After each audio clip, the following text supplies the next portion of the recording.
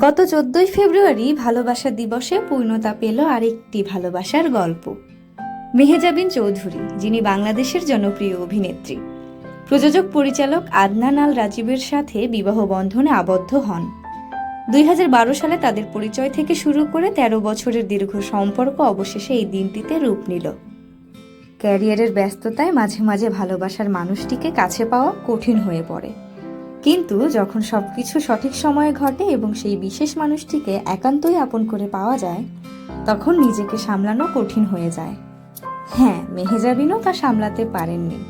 তাদের বিয়ের অনুষ্ঠানটি আমিনবাজারের মধুমতি মডেল টাউনে অনুষ্ঠিত হয়, যেখানে পরিবারের সদস্য ও ঘনিষ্ঠ বন্ধুরা উপস্থিত ছিলেন।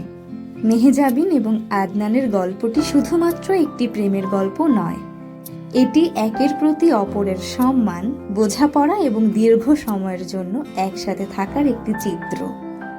তাদের এই নতুন জীবন সুন্দর ও সফল হোক, এই কামনাই সবার।